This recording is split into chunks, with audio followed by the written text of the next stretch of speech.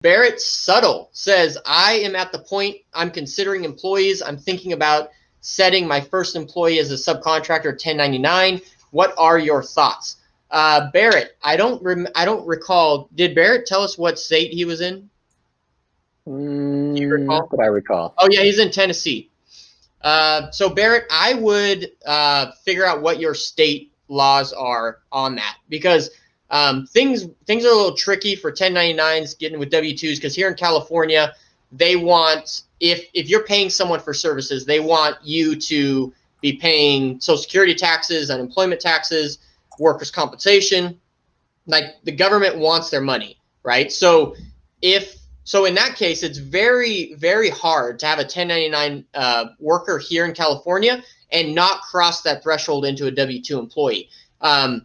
I still don't fully understand where that line is. Like, because if you have a 1099, you cannot tell them, okay, this is the job you're doing, and this is when you're doing it, and you have to wear this uniform, and you can't smoke around the house, and you have to talk to the customer. You can't tell them these things, because that's the line you're crossing over to a W-2 employee. Because once you tell them what they're doing, when they're doing it, and they need to show up on time, you're now treating them like an employee.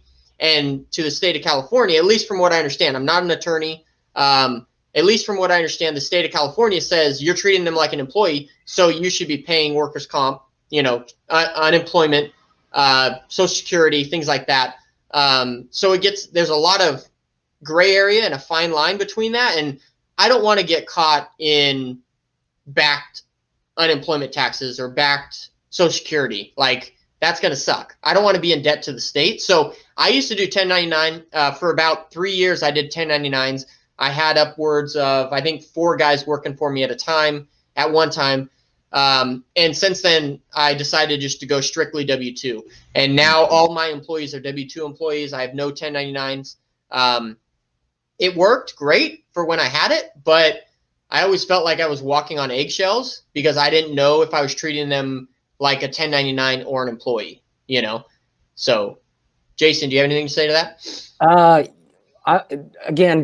I'm in California too. I know from my accounting people, they said that in California, to subcontract out, they have to actually be set up as a business. So if it's a person, even if they're just doing like a little bit of work for you, if they don't have, even if they're a sole proprietor, even this is just what I hear from the people that I trust with my books and all that, that for me to subcontract out to anyone in California, they have to actually have a business that's not a sole proprietorship. So, S Corp, LLC, whatever it is. So overall, there's more hurdles and more probably text about it in California than other states. So that's all I have to say on it. Just my own personal experience. Yeah, I would agree. I've heard that as well. And I know one independent contractor that we had was, here, Ryan's got some good info on it.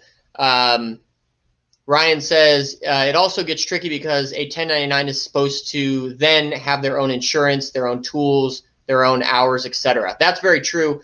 I know one 1099 guy we had, he had his own business, but I don't even think he had a business license, to be honest. I required all my 1099s to have their own general liability insurance, but they have their own tools, they have their own insurance, but I don't think they had their own business.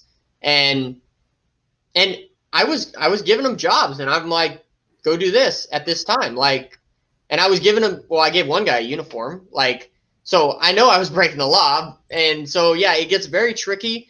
So at the end of the day, I know we're kind of all around there, Barrett. At the end of the day, I would just contact your city and state, make sure that you're on the up and up for that.